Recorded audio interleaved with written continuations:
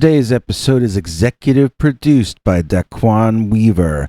If you'd like to become an executive producer on Scary Stories, just join our executive producer paid subscribers club at peterbernard.com. Welcome to Scary Stories, the channel that tells you scary stories. Welcome to our first official episode of Dogman Daily. I'm your old pal Bigfoot. This is our new series we run a preview or two or three for, in which this guy who says we can call him Ralph reveals stories from his family's very long and very bizarre history with an apparent Dogman habituation. These stories stretch back to when they cut away part of Dogman's forest to create a farm in the 1800s. As the family became successful in business, the farm became overgrown with forest once again, and the Dogman resumed activity far too close to the family's living quarters for most people's comfort. But this family is unique, strange, and secretive. They like to keep things to themselves. Their closets are full of figurative skeletons, and their parlors are filled with priceless antiquities that several countries would like to recover and return to their own collections. They own quite a few one-of-a-kind items that would completely alter the history books if they officially existed. In the same way, this family could revolutionize our understanding of nature if they allowed scientists to investigate the forest on the land they own. But to these people, having something nobody else is allowed to see or even know about is the most exciting thrill of all. Our whistleblower Ralph does not agree with his family very often, though. He wants us all to know what is actually going on, and so he's begun writing us fictionalized versions of what he claims to be real events. He's changing everyone's names and leaving identifying details out, but he claims that the important parts of the narratives are the way that he understands they allegedly happened. You can take it as fiction or historical fact, but I think in either case, the stories are fascinating, and so here's another one. Let's call this episode Dogman in the Lightning Storm. Welcome to our first official episode of Dogman Daily. I'm your old pal Bigfoot. This is our new series we run a preview or two or three for, in which this guy who says we can call him Ralph reveals stories from his family's very long and very bizarre history with an apparent Dogman habituation. These stories stretch back to when they cut away part of Dogman's forest to create a farm in the 1800s. As the family became successful in business, the farm became overgrown with forest once again, and the Dogman resumed activity far too close to the family's living quarters for most people's comfort. But this family is unique, strange, and secretive. They like to keep things to themselves. Their closets are full of figurative skeletons, and their parlors are filled with priceless antiquities that several countries would like to recover and return to their own collections. They own quite a few one-of-a-kind items that would completely alter the history books if they officially existed. In the same way, this family could revolutionize our understanding of nature if they allowed scientists to investigate the forest on the land they own. But to these people, having something nobody else is allowed to see or even know about is the most exciting thrill of all. Our whistleblower Ralph does not agree with his family very often, though. He wants us all to know what is actually going on, and so he's begun writing us fictionalized versions of what he claims to be real events. He's changing everyone's names and leaving identifying details out, but he claims that the important parts of the narratives are the way that he understands they allegedly happened. You can take it as fiction or historical fact, but I think in either case, the stories are fascinating, and so here's another one. Let's call this episode Dogman in the Lightning Storm. I have another story of my family and the dogmen who live on our property. You can call me Ralph. When my father remarried after my mother died, his new wife Sarah bore him twins, a boy and a girl. They were both blonde-haired and blue-eyed at birth, but were not identical. The two of them were the first status-conscious kindergartners I ever witnessed, and, like their mother, are ferociously on each new trend, desperate for acceptance and validation. They were popular and high status among their classmates and even the faculty, all through school and up through college. Whatever power they ever get, they always use it to reinforce the status quo while shouting for revolution. In college, they majored in subjects with lots of meaningless long words in their titles and came out experts in spouting communist rhetoric while sitting on the Barca Lounger and eating microwaved vegan cuisine while watching corporate television sponsored by defense contractors. Let's call them BIP and BAP. BIP claims to be 7 different oppressed minorities, but actually lives on a $30,000 a month stipend until his trust fund kicks in. BAP wears baggy t-shirts with angry feminist slogans on them, but secretly dates macho bad boys. This story happened back in 2014, though. She still dated macho bad boys back then, but she and her friends were being told by television to dress like women of the streets in those days, so they dutifully obliged. One night, during a loud and long thunderstorm, the doorbell began ringing furiously. I was closest to the door, so I went to see who it was. Well, I was more than a little surprised to see that it was BAP standing there in the pouring rain, soaked with water running off of her. She was dressed all in black, but not very much of it, with tall heeled boots and fishnets. Her mascara was running down the center of each cheek, either because of the rain, or perhaps she had been crying, I couldn't tell. Opening the door and ushering her inside, I started to ask her where her house key was, and she interrupted to say she lost her bag, and I didn't want to know what had just happened to her. I thought, fine, okay, I don't. Then she told me to make her a mug of hot cocoa so she could tell me everything that happened.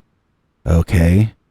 While she changed into something dry and wiped her face clean, I made us both hot cocoa and set my phone to record audio, hiding it on the kitchen table where a narcissist like her wouldn't notice it. I tried to record as many stories of crazy things happening at our house as I can. I'm giving them to your channel for now, but I might someday write a book out of them. BAP eventually came back to the kitchen in a bathrobe and a towel wrapped around her hair. She took a long sip of hot cocoa, then asked me where she should begin. I told her I had seen she had her latest boyfriend over earlier, and that they were watching TV or something. She corrected me and said they were playing a video game. I just remember they were laughing a lot and occasionally running around the room. At some point they chased each other outside, giggling, and finally the rest of us had some quiet for a while. She said that if I had left my obnoxiousness out of the story, then the rest of it was correct, and she started telling me what happened once they ran outside together. I think this is actually an interesting story, even though it originates from my stupid younger sister. So apparently, young love is unintelligent. as the two of them ran directly into the dark woods on our property to play their romantic games.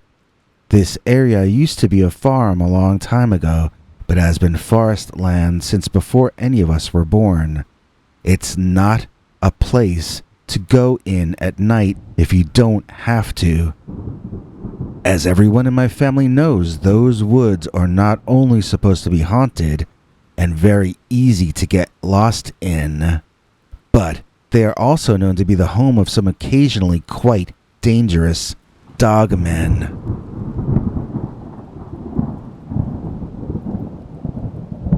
We, at that time, hadn't seen or heard of one of them for over half a year, so I guess Bap just wasn't thinking. Not that she ever needs an excuse to be short-sighted.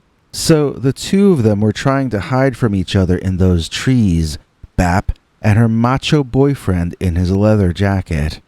After a while, Bap said she couldn't hear him anymore, and she didn't get the sense he was trying to find her. She just started feeling very alone, and she decided to let him win so they could go back inside. Calling out his name, she got no response. She shouted his name louder and said, "Okay, you win. Just come out of hiding and you win and we can go back inside." Still no answer. "Look," she said, "if you're going to jump out and scare me, I swear I'll have a heart attack." Silence. "So please don't do that, okay?" This time, she got a response, but not from her boyfriend. Bap heard a crack of thunder, and for 1 second, the forest lit up with the light from a bolt of lightning, apparently landing somewhere very nearby. In that moment of brightness, Bap saw the shadow of something against a tree that she hadn't expected to see. It seemed someone was hiding behind a tree in front of her. The shadow revealed his presence, but now everything was plunged back into darkness as the skies opened up and rain began pouring down very hard. Could that have been the shadow of her boyfriend? It seemed too tall to be him, but then again, light and shadow were famous for playing tricks on your eyes. Maybe that was him, hiding behind that tree. Maybe she should sneak up on him and say boo instead of letting him do that to her. She began walking as quietly as she could toward the tree that the figure must be behind, although she was walking at an angle so that if there were another flash of light, she might be able to peek behind the tree and see the face of whomever that was. Lightning lit up the woods again for 2 quick, intense flashes, and Bap saw what was standing where she hoped her boyfriend would be. As her eyes widened in shock at the horrific sight, thunder crashed down so loudly that it momentarily deafened her, leaving her ears ringing and her body shaking with the powerful 1-2 punch. The air felt like it was electrically charged, and Bap said she actually saw sparks shooting around inside the pouring rain. It was like the ground and plants themselves were electrically charged in those first moments after the latest blast. Bap said she turned and ran in what she hoped was the direction of the house before her eyes had adjusted back to the darkness. She felt her way among the trees as though she were blind, waiting for her sight and hearing to return to normal. But all that time, in her mind, she had a very clear vision of what she was running from. In that momentary flash of bright light, Bap had witnessed a true monster. It was not only a dogman, it was the ugliest dogman she had ever seen. We in our family see these creatures more often probably than any other humans on the planet. We keep thinking we've seen them all. Then we see one that defies all previous descriptions. This was one of those times.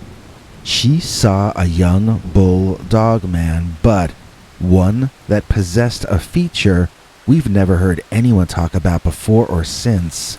She saw a saber-toothed dogman. It's not a detail you'd leave out if you saw it, and none of us had ever even heard of such a thing until this sighting back about 5 or 6 years ago. Maybe this was a mutation. Maybe this was a new breed of dogman. Or maybe this might have just been a random sighting of an entirely different species migrating through our property that no one around here will ever see again.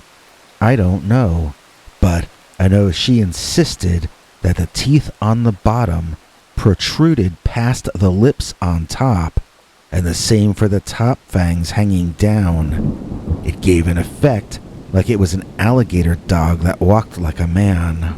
So the direction that Bap ran in was not the direction of the house. It was the direction of getting lost deeper into the woods. She said she lost her bag at some point, and that had her cell phone and her keys in it. She had to focus and find her way back.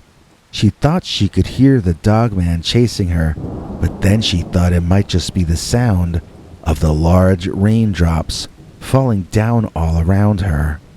She felt as though she were losing her mind and found shelter in a hole under a large tree. She sat in there and cried, feeling sorry for herself. According to Bap, a glowing, semi-transparent figure in a robe appeared before her like the ghost of Christmas past or something. She thought it was going to attack her, but instead it just pointed in a direction and vanished. She ran in that direction. She ran in the direction the spirit had pointed out and ended up at the front door of the house, ringing the doorbell. Wow, I admitted, that is one heck of a story. She agreed. So, I asked, whatever happened to your boyfriend? She looked at me and said, I was going to ask you the same question. The next morning, I watched from a window as Bap walked back from the woods, carrying her soggy bag and talking on her apparently unbroken cell phone. She came in the house and walked past me as she finished her conversation. What it sounded like to me was that she was telling her boyfriend's mother that she hadn't seen her son the night before. That was clearly a blatant lie. Then she said she'd be sure to call her right away if she ever heard from him, and I imagine that was another lie. Then again, of course she might have been talking to a different mother about a different boyfriend. I suppose I should give her the benefit of the doubt, seeing as she's my sister and all. Well, if we ever hear what happened to that macho boy, I'll be sure to write up the story for you guys to hear. Come back tomorrow morning, the same dog time, when I'll tell you about the first time I ever saw a dogman, back when I was still a kid. I almost didn't get to grow up. It got pretty hairy, as they say. That story will be tomorrow. Same dog time. Same dog channel. And now, to celebrate Halloween, please join us for a special 2-hour presentation of the best of Dogman. Man, harbinger of evil. Dear Scary Stories NYC, I have a theory about the Dogman, and unlike most theories about the Dogman, mine is based on reality. Well, at least it's based on my own personal reality. I'll be honest, I have no evidence to prove what happened to me other than this story, which is anecdotal. But Having lived through these experiences myself, I feel strongly that there may be validity to the theories that I've come up with. I'm not insisting that this is a fact, but my gut tells me that Dogman is a harbinger of evil. We have Dogman stories in our family, and even though the word only came into common use in the latter half of the 20th century, we've called them Dogman for generation upon generation. We come from a pioneer family. We moved from the east to the west in a covered wagon, just like in all those old black and white movies. And as we crossed the country, we encountered many hardships. We lost family, we lost cattle, and we nearly didn't make it. But preceding each loss, the family was able to emotionally and physically prepare, because before each loss, they would see what they all called the Dogman. Now, we knew what a werewolf was because we were from Europe originally. Werewolf legends go back very far in European traditions, but so do stories of people with dog-shaped heads. Saint Christopher was supposed to have been dog-headed or jackal-headed. He was not considered evil, obviously, or he never would have been declared a saint. In the minds of my pioneer ancestors, the dogmen they encountered in America were sort of the opposite of Saint Christopher. They were kind of the fallen version of saints, you might say, and every time they would see one, something terrible would befall the extended clan in their travels westward. One time, at night, the horses got spooked, and when some of the men went to investigate, they found a large man covered in fur instead of clothing, and he was frightening the horses. As they approached, asking the man if he understood English, he turned toward them and hissed, according to the family legend. They said the hairy dog-headed man hissed like a serpent and put a great fright into them. Supposedly, they shouted loudly and charged the beast, who ran away into the woods. The next morning, it was discovered that one of the elder women in the group had expired in the night. It might have happened when they were warding off the Dogman, and it might have happened a bit afterward, but they all superstitiously tied the two together. The Dogman visited, and someone was gone by the morning. Our family never stopped seeing the Dogman. There are stories about him leading up to the 20th century, and I have seen him myself in the 21st. I think I'm the only family member to have seen him since the sighting we talked the most about, which happened in the early or mid-1970s, back on the East Coast, interestingly enough. My grandmother and grandfather were going to New York to see a Mets baseball game with a friend of theirs and then do other touristy things. Back then, the Mets were the team to see. The Yankees were in a down period just before their resurgence. Their friend that they were staying with lived upstate in a country-ish area, not urban like New York City itself. On the way driving from the ballgame in Queens back to upstate, they ended up getting a flat tire. While the two men were outside fixing the car up, my grandmother said she sat in the passenger seat and caught sight of something moving in the foliage alongside the road. Grandma has been gone for years, and I don't know exactly where this took place, but I got the impression from the way she told it that they were in a heavily wooded area. It seemed that there was something in that forest, and it was making Grandma nervous with its presence. I asked her when I was a kid and she told me this story, what the thing was doing that bothered her so much, and she just said it wasn't supposed to be there, so it was scaring her. I guess basically it was scary just because it existed. Now, I was raised on Sesame Street, so I thought Grandma was being unfair and prejudging whatever was in the forest that night. I thought she should give everyone a fair chance to prove that they might be your friend. If we assume someone is our enemy, We're pushing them toward that role unfairly without giving them a chance. Grandma gave me such a look after I said all that to her. She shook her head and said something about kids these days. "Do you want to know what was in the woods?" she asked me, "or do you want to lecture your grandma as though you were the one this story happened to?" I shut up and let her tell her story. So, according to Grandma, the thing in the woods was staring at her long before she could really make out what it was. She felt it first, the way you can feel when someone is looking at you.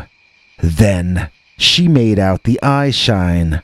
Slowly, the entity exposed itself more and more until it was clear enough that Grandma could see that it was an evil, grinning Dogman.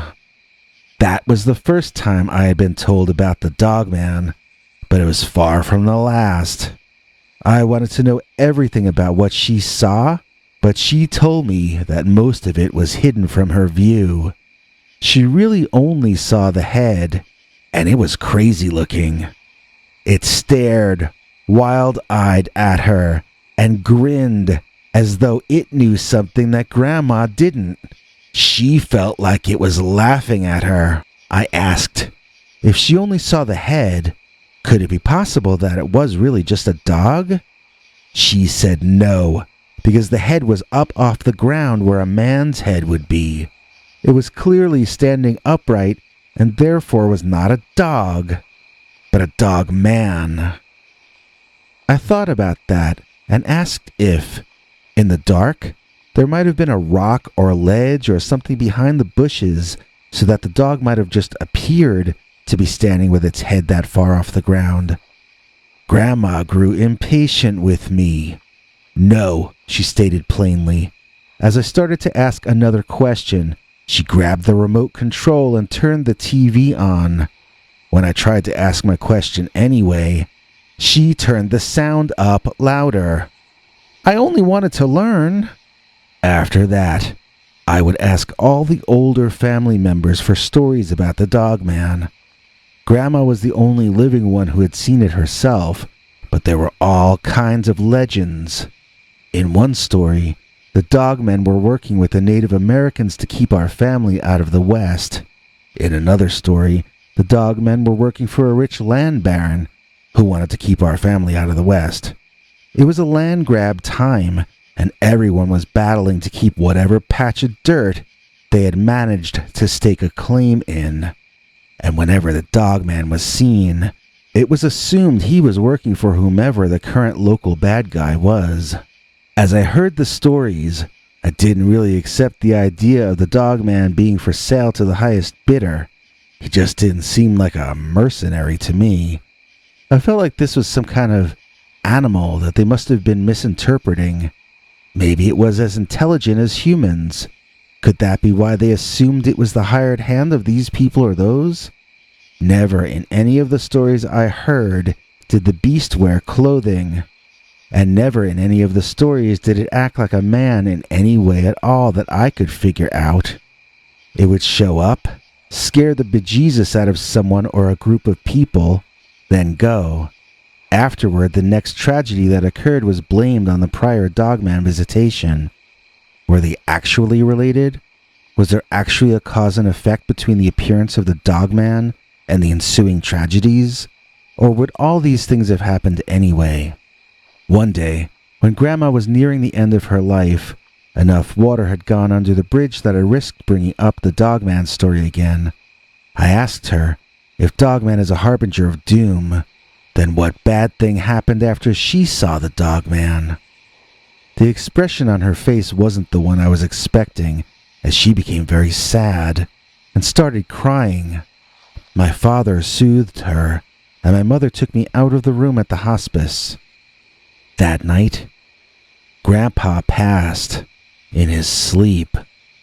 I gasped. What a jerk I had just been to my poor grandmother.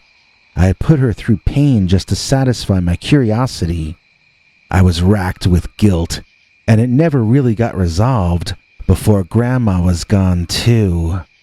So, now it's time for my story.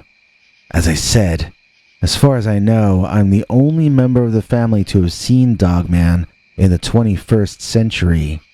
And it didn't happen when I was expecting it to. It happened when I least expected it. This is embarrassing to talk about, but I was involved in a brief relationship as this took place. Actually, it was the one and only night I stayed at the residence of this particular woman, in her trailer, situated in a trailer camp. We had met in a bar, one thing led to another, and there I was, wondering how I had gotten there. I woke up before the sun and really just wanted to go, so I started collecting my stuff and waking up and figuring out how I would get home since we had driven there on her motorbike. I had an older cat who had been not doing that well, and I wanted to get back to him and make sure he was okay. I had never gone home to feed him the night before. He was really my best friend, and I just wanted to go. As I opened the trailer door to leave, I received not only the shock of my lifetime, but in all likelihood, the shock of 10 or 12 lifetimes. Imagine opening a door expecting to walk out into the night, only to find the entire doorway blocked by a tall, male, wolf-headed caveman with fur like a brown bear. Imagine it was standing there waiting for you. Imagine you tripped backwards and fell down inside the trailer, screaming your lungs out, certain that you're about to meet your maker. Imagine the woman in the trailer woke up and found you on the floor screaming at her door, and imagine that Dogman outside of the door, smiling and grinning, baring its impossibly long teeth at you. That's what happened to me, without the slightest bit of warning whatsoever. "Darling, what in God's name are you screaming about?" asked the woman. Outside, there was shouting and what sounded like someone taking a shot. I looked back toward the door and found that the Dogman was gone. But from the shouting and commotion outside, he was still in the process of his egress from the trailer camp. The woman gasped. "Bigfoot!" she shouted, running past me out the door. "Was it Bigfoot? Did I miss Bigfoot?" She was nice enough to give me a lift back to my car in exchange for a detailed description of that Dogman. She knew for a fact I really had seen it, because she heard everyone yelling just as well as I had heard it. So, here's what I told her. It was a man about my height and my build, but it had long ears up on top of its head, which pointed around the way a dog's ears do.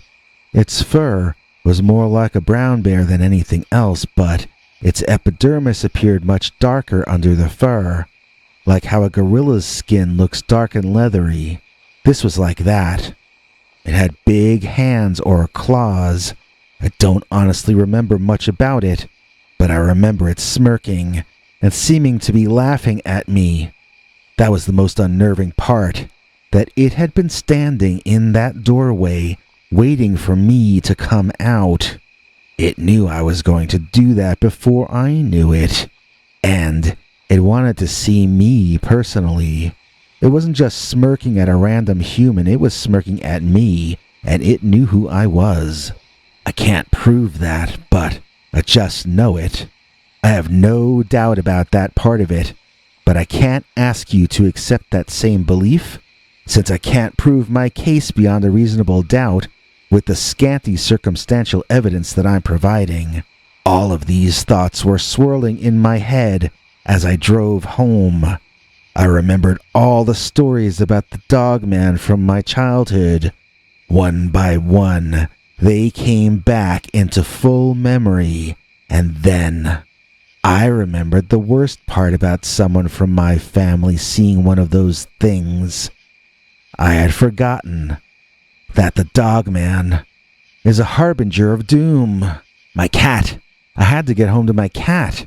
I went as fast as I could go without getting pulled over for the rest of the way back. I was never so frantic in my life. I started crying, which made it harder to see the road. I wished I had gone home the night before and fed my cat. I had no business being out in the middle of some trailer camp while he starved. I felt embarrassed of myself and worried about my poor little furry old friend. What a jerk I could be. How would I be able to forgive myself if I got home and I found him? I wasn't even going to think about it. That's what that Dogman would have wanted me to do. I drove home, parked, ran into my building, waited interminably for the elevator, tried to make charming conversation on the way up while my mind was scattered, then ran down the hall to my door. As I fumbled with my key, I could hear my hungry friend meowing on the other side of the door. Once inside, I saw that he was fine, and I picked him up to hug him. He got a double can meal that morning and anything else he wanted too. I doted over him and apologized, telling him how much he meant to me. I was really sad about the entire thing, but so relieved to have gotten home and found him safe. When the telephone rang, I picked up happily, and my mom was on the other end. She had a weird sound to her voice, and I asked her what was up. She told me as she broke down into crying that my dad had passed that morning. And that's how I know, with absolute certainty, that Dogman is a harbinger of evil. We're going to have a special longer episode on the 30th. That's right, Nancy. That's the night before Halloween. And to celebrate, we're putting on the Night Before Halloween special. And we'll all have our own extra scary stories we've been saving up for that scariest of holidays. Wednesday, October 30th. We'll all be there. Hope you are too. It's the Night Before Halloween special, an extra-long Dogman Scary Stories extravaganza right here on the Scary Stories NYC channel. The Werewolf from the Mediocre Band. Dear Scary Stories NYC, back in the 1980s, I toured with a band. We called ourselves Power Pop, so you can look that up if you want to know what we sounded like. We were pretty mediocre, and we played with other mediocre bands at mediocre venues during a mediocre time in American musical history. But I'll tell you one thing, the werewolf I saw one night during our one and only nationwide tour was anything but mediocre. That werewolf was the most amazing thing I ever saw in my life. One night, this especially weird mediocre band was opening for us at this club in the middle of the forest somewhere. I mean, it was along a highway and they were packed, doing a really good business, but I'm from the city, so to me this felt like we were playing a show in the middle of the woods. I mean, there was the bar, the forest, the sky, and the highway. There was nothing else there anywhere. If you needed something and it wasn't for sale in that club and bar, then you were going to have to get in a motor vehicle and drive a long way. I don't mean it as any kind of insult, but we were in the woods playing a gig. So, the band I mentioned opening for us had this poppy, danceable rock sound, but the lead singer seemed to think he was writing lyrics for a goth band or something. All these songs had the crowd bouncing up and down, but if you listened to what the guy was singing, it was actually really dark. I don't remember details, but he didn't seem to like anybody, and the songs were about getting revenge on everybody. Just extremely negative, but presented in a happy-sounding way. I'm not sure how else to describe it. I don't remember the band name, so I can't Google them and show you any of their song lyrics. I found it kind of unnerving to tell you the truth, but the sense of humor of that era was different from our time. I mean, the Ramones would write songs like Beat on the Brat with a baseball bat, so I tried to convince myself that the singer was just fooling around, you know? Like I said, they were dark lyrics, though, and the idea that I should take them as humor seemed kind of sick, even to that younger version of me. So I guess maybe that band was too weird to just be called mediocre, I don't know. Maybe they really did have some uniqueness, but their songs sounded exactly, and I mean exactly the same as everyone else's. When they finished their set, my drummer leaned in my ear and said sarcastically, "Well, that was an education," and I laughed. After they broke down, we started setting up with our friend who we were trying to teach to be our roadie. I realized I had left my wah-wah pedal in the van because I had it out the night before to practice this one solo that was hard to do live. We used to open the set with it, but since we had moved it toward the end, I found it was hard to perform while I was more tired out. Maybe that was one of the things that sealed our doom. We would run out of energy before the audience did. I went out to the van and saw the singer from that band standing there, looking at the forest behind the club. I said, "Nice set," to him as I passed, and he didn't respond. I figured he was baked or something and shrugged it off. Inside the van, I found the pedal and other stuff I needed, locked up, and headed back toward the club. Now, as I walked past the singer, he didn't look so good. I gazed around the parking lot for his bandmates, but didn't see them anywhere. I wasn't sure which van was theirs either. The guy began swaying in a really bad way. Okay, I said to myself inside my head. We alert someone inside that the lead singer is sick in the parking lot. I patted myself on the back for being so nice, when many other punk rockers would have just ignored him. After all, what is so funny about peace, love, and understanding? The guy turned around and said, "Help me." Oh, that was not what I wanted to hear from him 5 minutes before I was about to play a show. I looked at him, hoping he was talking to someone else, but there was nobody else there, and he was talking to me. He was looking me right in the eye, and he asked me again to help him before bending backwards so quickly and so complete that I thought he was going to do a backflip. With the blood-curdling screams that guy let out, I would have thought they would have heard him even over the blasting music inside. This guy looked like he was backwards and inside out.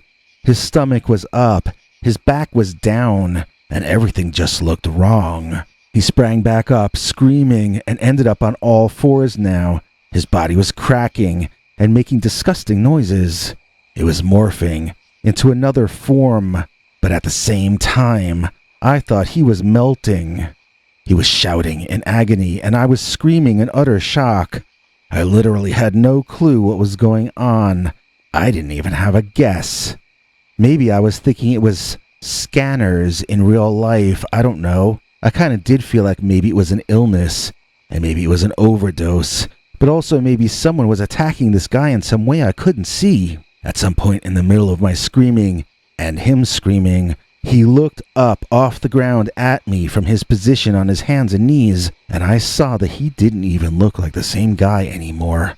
I screamed, even louder, and I remember jumping away backward like a scared little kid. I'm lucky nobody got video of this because as I remember it, I embarrassed myself pretty badly.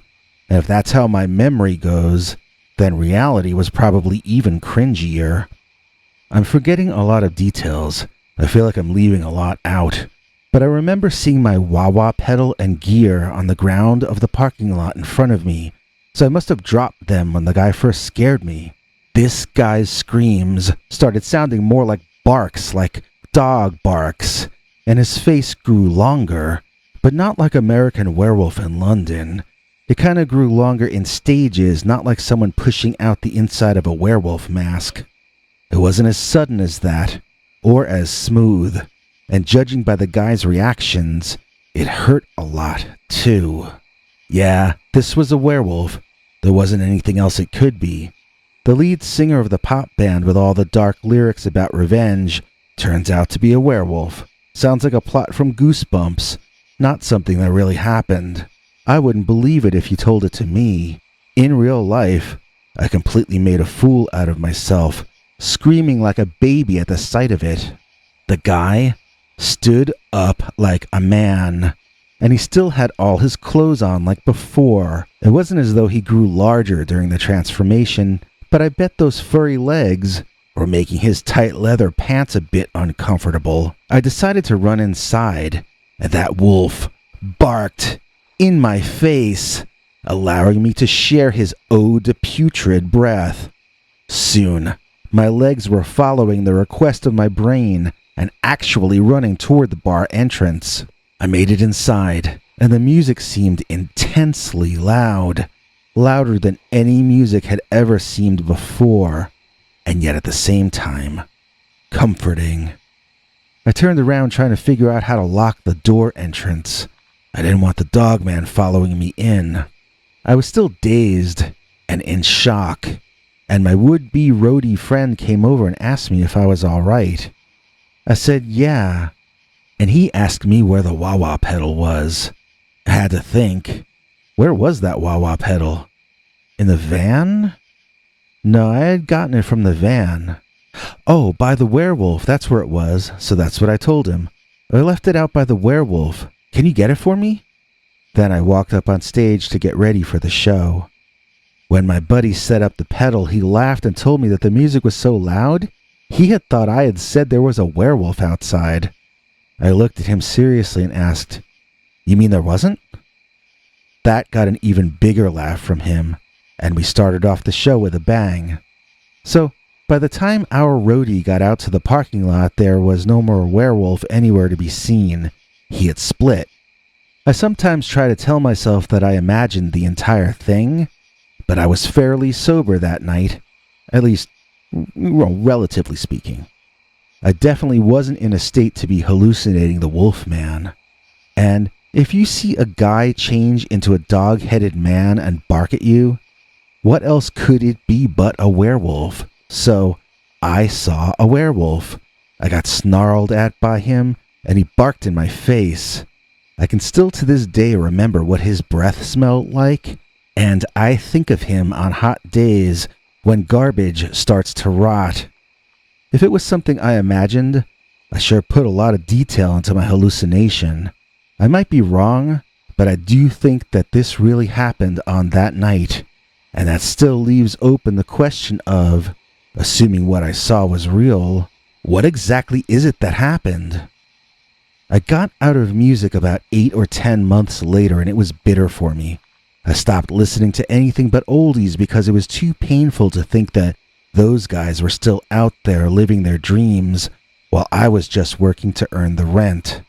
I don't know if anything ever happened to that singer or that band, and like I said, I can't remember the band name all these years later. I wonder if that guy is still around, and if he's still a werewolf. And I also wonder, what exactly is a werewolf? And how does that transformation take place? It's unprecedented in nature as far as I know. The only other creatures that transform themselves that much are deep-sea animals. So, although I may never know what I saw, I know that I will never forget the werewolf from the mediocre band. Come see those American girls perform semi-live in hologram form on stage at the next Northeast Comic-Con. Meet Batman villains from the Gotham TV show. Watch Will Brierly's artificially intelligent cartoon character interview celebrities. See Debbie, Sophie, Alicia, and Chibi perform on stage. All this plus so much more. Breaking news just added to the show are these stars: Dana DeLorenzo, star of Ash vs. the Evil Dead, the greatest horror comedy series that will ever be. Shake the hand that ended the second lives of so many Deadites. Also, Marty Ross of the New Monkees, Denny Lane from Wings and the Moody Blues, co-writer of Mull of Kintyre. He will actually come hang out with us mortals.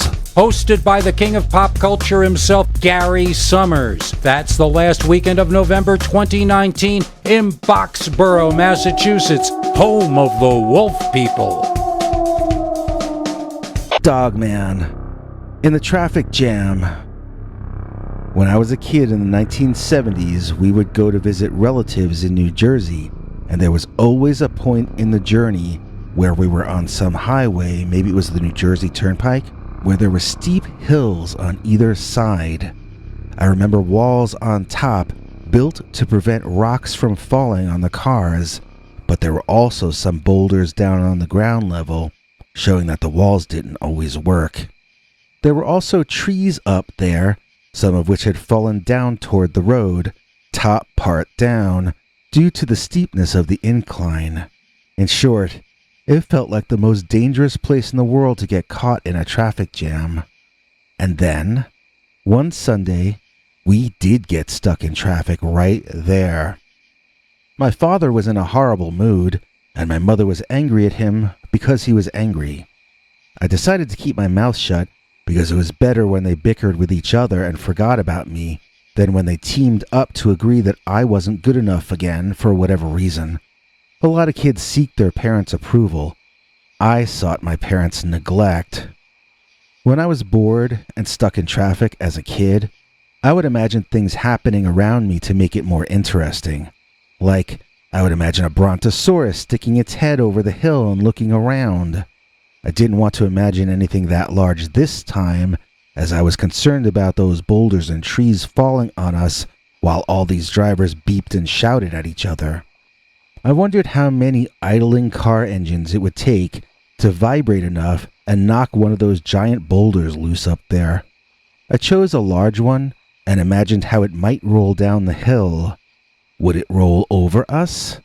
I felt it would roll until it hit that level there, then it would bounce up and land either on us or on the car in front of us.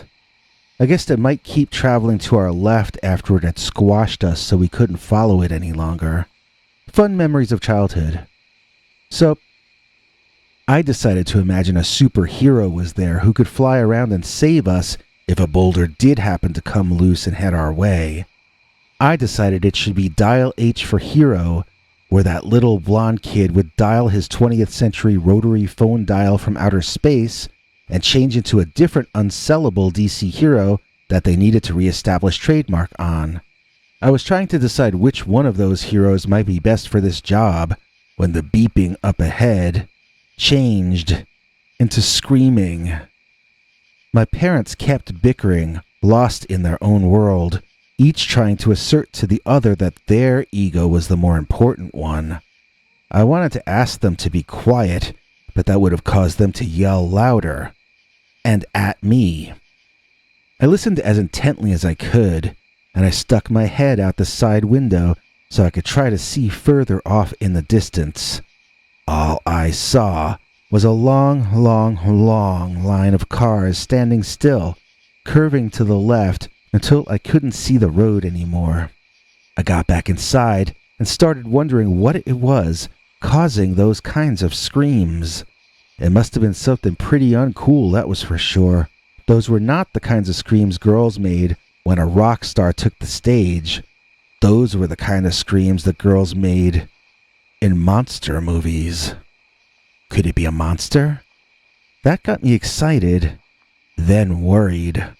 I was a huge fan of monster movies and monster magazines and monster comic books, but I had a deathly fear of ever seeing a monster in real life. I also liked clowns, except when they were actually there. I was afraid of a lot of things as a kid, what can I say? So the screams continued and seemed to get louder. Was that because those women were getting increasingly more frightened? Or was it because the women screaming now were closer than the women who had screamed earlier?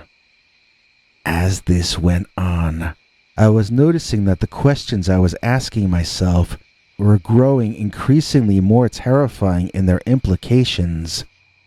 I wondered at what point I should let my parents know what I was noticing, then decided I should probably just look out for myself. That might not sound very nice, but just hang on because you'll see what happened when I tried to warn them. I'm not up to that part yet. So, I was staring off in the distance at that part of the road that turned left and which I couldn't see beyond from where I was seeing. Just staring at it, and staring at it. And it was a hot day, so the car engines were emitting these wavy heat wiggles above them. I don't know what that's called. You know, the same kind of effect that lets heat create hallucinations out in the desert. It was so hot over the hoods of some of those idling cars you could see the heat itself in the air. So, I was kind of looking through a sea of that kind of heat wave, with fumes rising up to the heavens, and plenty of gas fumes coming in the car thanks to the fact that my father was opposed to air conditioning. When I saw what I saw, I didn't really think it was real. I thought it was an illusion I was seeing through the heat way off in the distance. I had just been thinking, I wish the Lone Ranger could come here and direct traffic. And then, right after that, I saw what I thought at first was a horse head poke up behind one of the cars down the road. That made me laugh, since I thought I had made it happen myself, but I was disappointed since the horse head was dark-colored, and everyone knows that the Lone Ranger rides a white horse named Silver. So I stared hard through the gas fumes and tried to see if I could will that horse head to transform from black to white. If I could make a horse head, why couldn't I make it white? But I couldn't. And in fact, soon, it didn't really even look like a horse head at all anymore. But what did it look like? Maybe a mule? Not a mule. An alpaca? No. A llama? Could that be a llama? What was throwing me off was the height of the head off the ground. I wasn't realizing that it was a dog head, because dog heads are usually much closer to the ground. But that's what it was, and I slowly began to realize there was no doubt about it that this is what I was seeing. A dog head, way up in the air. Was it running on the car hoods and roofs? And then, as if in answer, the creature I was looking at actually did jump on a car trunk and then on the roof of that vehicle. It stood high above the traffic, and for the first time, I could see the entire thing all at once. It was a Bigfoot, but it had a dog's head and the legs of a goat or a devil. I stuck my head out of the side window and pushed myself up as far as I could. I wanted to see this thing as well as I could while I could. It was incredible. It was like something from the movies. In fact, I thought maybe they were shooting a monster picture up there and I was going to get to be in it. I craned my neck further, but my parents both started yelling at me to get back in the car. I had blown my cover.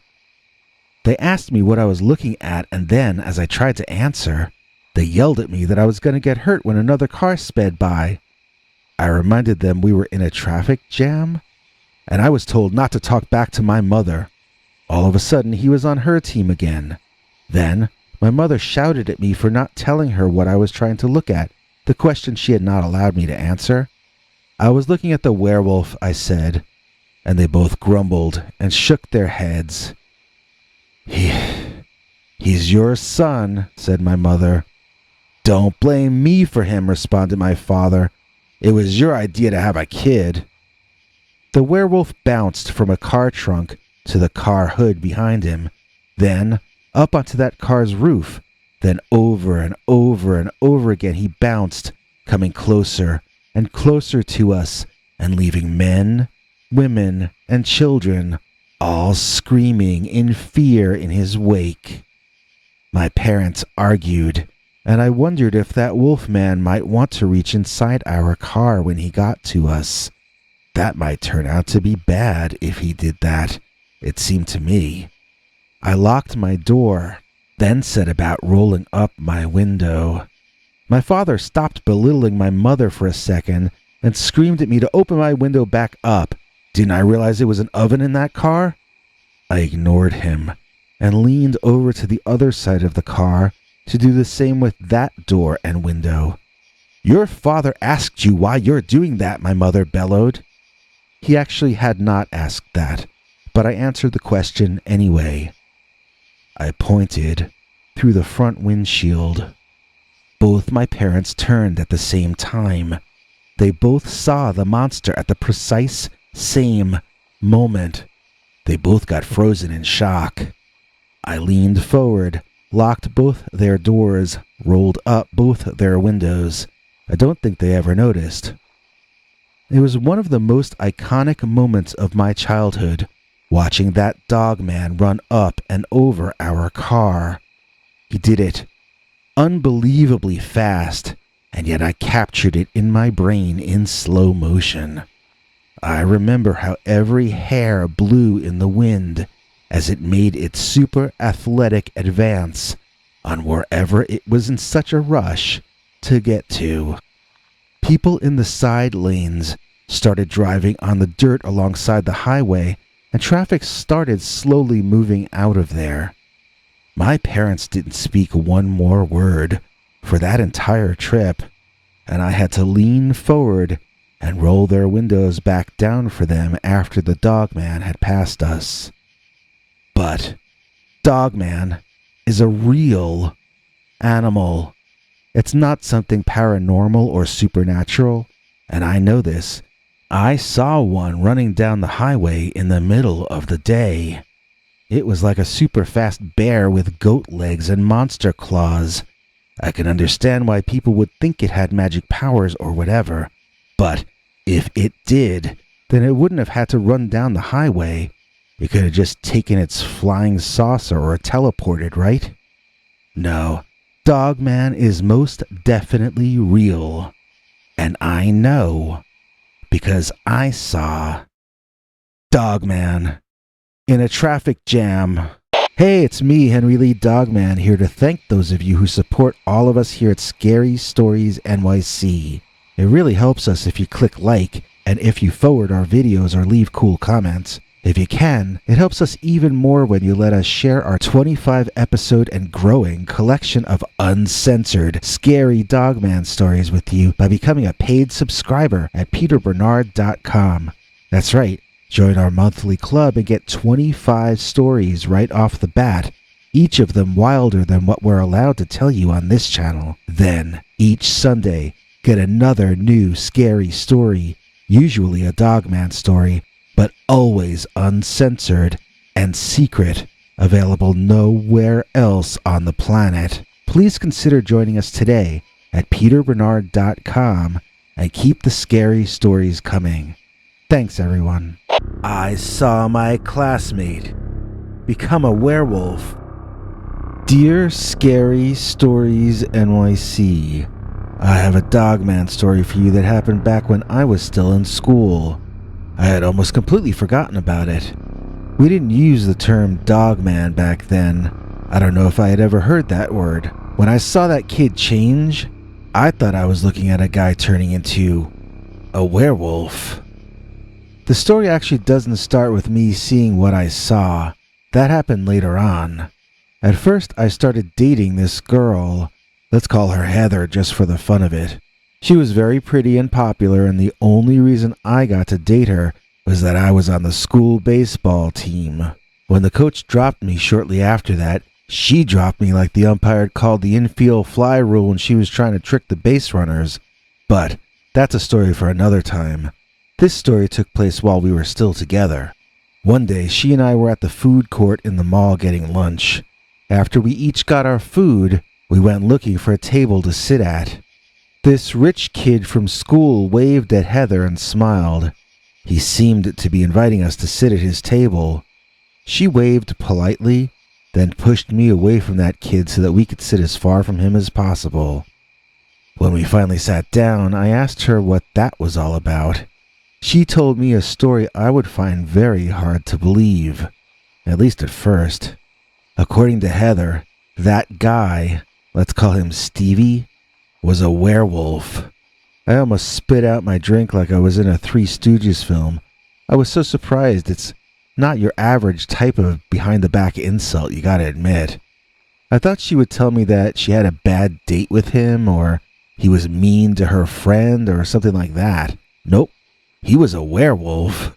I joked around, asking her what was so wrong with werewolves. Was she prejudiced against the Wolfman or something? She asked me to keep my voice down and said she'd tell me the story later when he wasn't so close. After all, wolves have very good hearing, I joked. I humored her, but I wondered if she was pulling my leg or if she was losing her mind. Seemed like it had to be one or the other, since, as everyone knows, werewolves don't exist. Right? At some point later on when we were alone, she told me her version of events. She said that she was hanging with Stevie. She insists she was not going out with him, but she was hanging with him and sort of auditioning him as a possible boyfriend. That surprised me because that kid had a unibrow. I don't mean he was ugly or anything, he just didn't seem her type. He was nothing like me. So, one day, Heather and Stevie took a walk through the woods near his home. He's a rich kid, so maybe that mattered more to her than the unibrow. She said they were just walking and talking and enjoying the beautiful warmish autumn day when something started happening to him. She said she thought he was having an attack of some sort. Maybe his heart? Or maybe epilepsy? She was horrified watching him contort into positions she had never seen a person be able to be in. She said it sounded like cracking and popping was going on inside him, and each sound was matched with a strange movement or a new impossible position on Stevie's part. Heather called out to Stevie, asking him what was happening and asking him how she could help. He never responded to her. It was as though she wasn't there at all. Or maybe it was like Stevie wasn't there anymore. He ripped his own shirt off as she watched, horrified. She saw that his shaved bare chest was now full of thick, 4-inch long brown hair. Or maybe she should call it fur. His face was growing hair everywhere as she watched, all the way up to his eyeballs. I asked her if this really happened. How scared was she? She told me in an annoyed fashion that of course it happened, and yes, she was scared, but still, she was thinking he was having some kind of an attack and she needed to help him, but in some way she hadn't figured out yet. She didn't know what kind of disease or condition would result in someone growing long hair out of every pore in his body, but she could see with her eyes that it was happening. Her mind had not jumped to anything supernatural or paranormal yet. She was still trying to comprehend what she was witnessing within the boundaries of accepted science. I sat there listening and smirking, waiting for some kind of punchline so I could understand what the joke was. So, according to Heather, at some point the guy started howling like a wolf, down on all fours.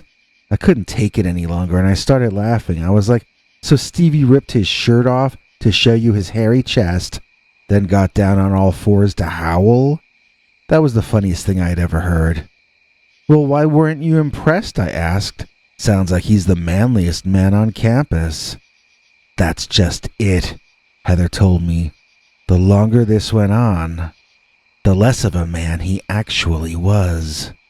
Now, women say a lot of things that I don't understand.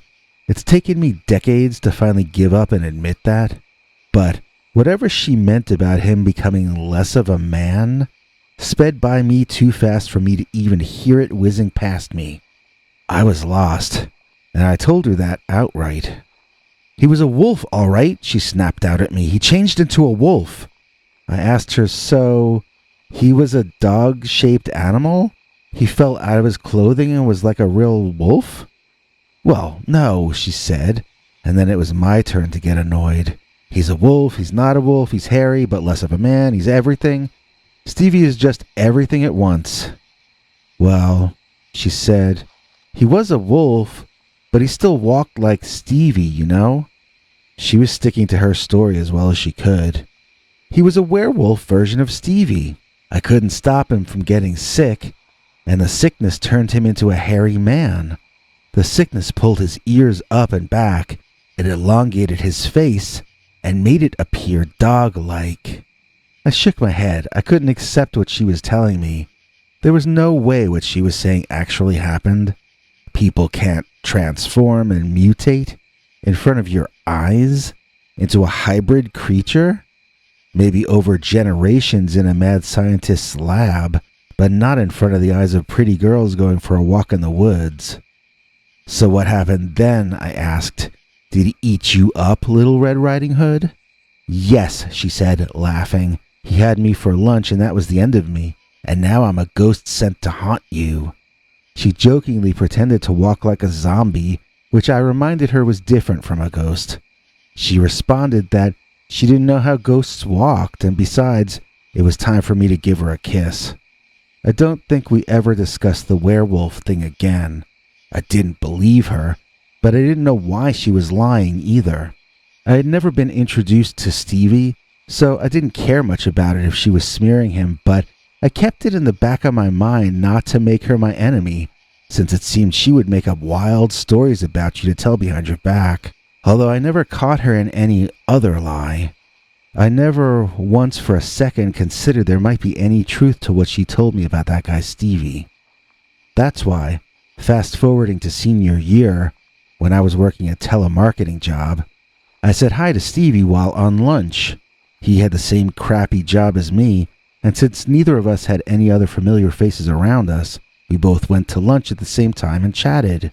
It was 3 weeks of this, then he got a less obnoxious job and told me he was leaving. On his last day, he invited me out to a party at his house.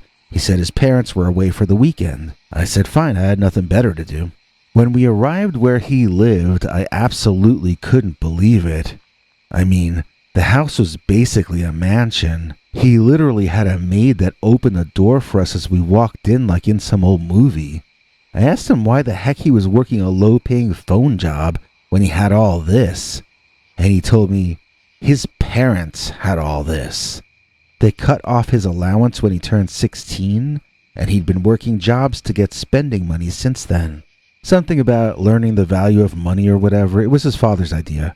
"It's gonna make a man out of me," he said, trying to put on a deep voice but failing. So it was just me, Stevie, and his elaborate wait staff having a snack in this kitchen that was larger than my family's apartment. When we were done, he asked me to move some picnic tables around outside before people started showing up for the party. We were outside in this football field of a backyard, moving things around. There was a grass lawn and a pool, and I thought this must be the best place to be in the summertime. That day was not cold, but a bit breezy and definitely not warm enough to take a swim. "Dude," I told him, "you are living the life." He didn't agree and told me it's not as cool as it might seem from the outside. I rolled my eyes. "Poor little rich boy," I said. "Hand me your Stradivarius so I can play your sad, sad theme." He started jerking around then, and I burst out laughing. I had no idea what he was doing, but I thought it was intended as his reaction to my Stradivarius line. It was not. It soon became clear that he wasn't even hearing me anymore. Something had gone wrong with him. Was he sick? Was he having an epileptic attack? Why was I having such a weird feeling of déjà vu? Heather. This was what Heather told me had happened to him. Could it be true? Could he be about to turn into a werewolf? I pushed the ridiculous idea out of my head and ran into the mansion shouting to anyone there that Stevie was having some kind of an attack. Several of them scrambled, and soon the head maid, or whatever her title was, stormed up to me. She demanded I take her to the young master, and I led her out back. There, together, we watched as nature's most unnatural act happened. As our eyes observed, the final recognizable parts of Stevie disappeared. In his place stood a hairy, writhing monster of a beast. It had long hair all over, and its shirt was off. Its pants were torn and twisted, as its legs no longer resembled those of a human. "You did good to get me," the maid told me, "but the transformation is too far along. Stand back here with me. Don't let him notice you're here or things could get far worse." As we both watched, he howled 3 times, ear-piercingly loud. After the 3rd howl, he went rigid, at attention, as somewhere out in the night, something returned that howl. His ears twitched, and he adjusted his position while listening. Then, when that howl was complete, Stevie, or the dogman that used to be Stevie, took off into the forest in the direction of the howl. I was out of breath. I couldn't speak or move. All I could do was stare into the woods in the direction he had left. There was no way that what I saw had really just happened. Just no way. It was absolutely not possible. I was in a sort of borderline shock condition. The maid turned to me blandly and said it was her duty to contact all the party attendees to tell them that the event was being called off. She asked me if I needed dinner or if she could arrange for me to be driven home immediately. I didn't know what to say, but I didn't want to impose on her for anything else, so I told her I could leave whenever it was convenient for her. She directed me to wait in the library, and eventually, the driver came and alerted me that the car was ready. On the ride home in the back of a gray limo, I began to see why Heather was auditioning Stevie as a potential boyfriend, even with the unibrow. And for the first time, I believed her about what happened to break them up. Because I saw my classmate become a werewolf.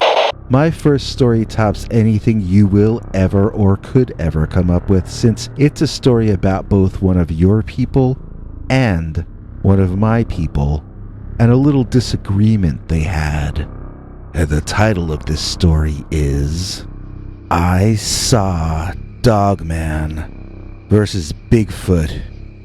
Dear Scary Stories NYC, I have a story I know you will want to run on your show. Please feel free to rewrite whatever you need to make it work, as long as you don't change any of the important details around. This all happened decades ago when I was at the lowest point in my life, and in a weird way, somehow, this was the event that turned my life around. These days, my wife and I live in a major northeastern city in an apartment in a nice neighborhood. She still works, but doesn't really need to. I've retired within the last year and am really enjoying it. Our daughter is in grad school and engaged to be married. It's a storybook, fairy tale, very wonderful life to have, and I'm grateful every waking second for all of these blessings. But when this story started, I was broke, I was homeless, I was abandoned by my friends and family, and I was emotionally devastated. After I got kicked out of the boarding house that I both lived in and worked at, I realized I was getting asked to leave Skid Row. I had reached the bottom, then I had been shoved out the door. What was underneath the bottom of society? I could only guess, but none of my guesses involved Dogman or Bigfoot. I can assure you of that. I wandered out of town in a dazed state and found myself in a forest without remembering walking into it.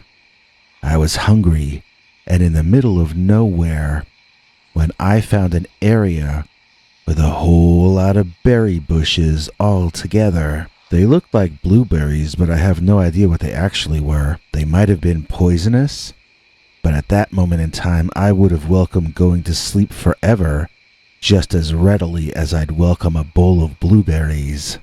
I picked and ate until I was full and discovered that the fruit was good to eat.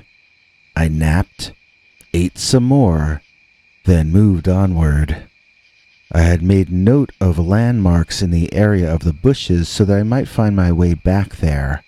I had no idea how long the berries would be in season, or how long those bushes would last before the local animals and I ate everything off them. Maybe all the berries would be gone before I returned, or maybe it would be a food source for some time. The next day, I found apple trees growing wild in the middle of the forest. I ate as many as I wanted and shoved apples into pockets to carry with me. I wondered how they could be there in the center of a wood. I imagined a story in my head where people once camped there when it was a clearing, and how they either planted apple seeds or randomly tossed their apple cores around after eating them in camp. Maybe a bird had dropped an apple which rotted and grew into a single tree. Then the fruit from that tree caused more trees to grow. Again, I made note of landmarks I could see from there so that I could make use of the free food in this location. After 4 or 5 days of incredible luck like this, I had begun to get a little out of my funk and cheer up. I had been emotionally drained by the harsh judgments of me made by every other human I had met, so being alone was quite refreshing. I had expected to starve to death by that point, but instead, I had been eating healthier than at any earlier time in my life, and the food tastes so much better when you expect to be hungry. I remember thinking how lucky I felt, and realized that the people who kicked me off Skid Row would laugh at me and call me unlucky. That fascinated me to understand that I could get called bad things because people were incapable of seeing stuff from my perspective. It meant I didn't have to feel bad just because other people said I was bad. And it didn't mean they were bad for mistreating me either. It just meant that the world is a different place depending on where you are when you're looking at it. And it also meant that even if I returned to human society, I knew it would be okay for me to feel good about myself, no matter what anyone else said to me or about me. It's okay to enjoy every second of your life, but it's often wiser to keep that a secret. Let others look down on you and pity you if that makes them feel better. If they get it that you're actually happier than they are, it'll only make them more jealous and bitter. Better to have them feel superior than bitter. My perspective on the world had changed. Instead of wanting to be liked by others, I liked myself. And while I felt deep empathy and fondness for my memories of human society, there was no more desperation to succeed within it. Other people would have died already in my situation out there in the wilderness. I hadn't. There was a reason for my life, and I was not a mistake, as others had convinced me that I was. One day, it was so hot that I couldn't imagine walking around in it.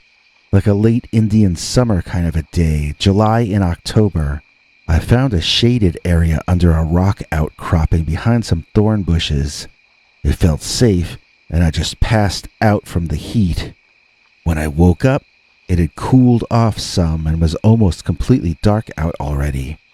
My stomach rumbled, and I set off for one of the areas with fruit in it, although I honestly don't remember if I was heading toward apples or berries or pears or what.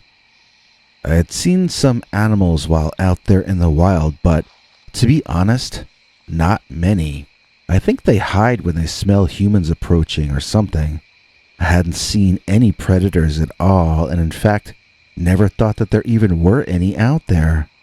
So, when I heard snarling and vicious animal sounds ahead of me, I was taken very much by surprise. I couldn't even imagine what it was I was hearing. Possibly the sound of bears fighting. I wasn't sure.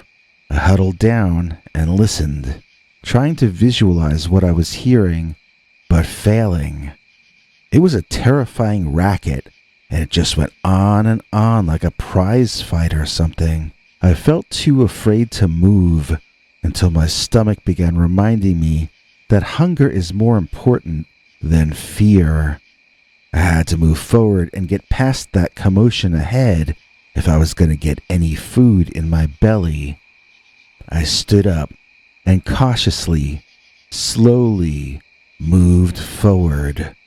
I had to locate the source of the savage noises ahead so that I could navigate around them and stop my stomach from growling. When I got close enough to a clearing ahead to see into it, what my eyes took in literally caused me to forget how hungry I was for what must have been 2 or 3 minutes of some kind of shock. I kneeled behind a rock, peering out into the moonlit clearing, watching some kind of monster movie being played out in front of me. Only I'd never seen special effects as good as those before. There was a giant caveman out there covered in hair, almost like a gorilla. It was wrestling with another huge hairy man who had a dog-like head. My first thought was that these must be what Greek or Egyptian gods look like in real life. Then, I wonder if these were in fact demons and not gods. I think I finally settled on them being monsters, but an epic and mythic kind of monster. There was something special going on in front of me, something seemingly impossible, and yet there it was. Something very few or maybe no other person had ever seen. Maybe it was my fate to pass on that night. Maybe this monster fight would be the end of me. Maybe I should run and get away. Or maybe this fight was not my end, but my beginning. Maybe I was the luckiest person in the world to get to see whatever this spectacle was that I was witnessing. So, the dog-headed man? He was not really dog or man. The sounds he made in battle resembled neither dog nor man. The gorilla man also the same. These were not really men. They were something else. My mind filled with utter confusion until the dogman leaped on the ape man, and they both tumbled around on the ground for a while. I caught sight of the ape man's huge human-like feet, and I finally comprehended. This must be what Bigfoot actually looks like. Maybe these were two types of Sasquatch, I thought. Since I had only read descriptions and I had no idea if any of the photos or video were real, I really didn't know what a Sasquatch would look like in real life. This hairy caveman did have a head that came to a triangular point in the back. What do you call that? Sagittal crest or something. Well, this did have that.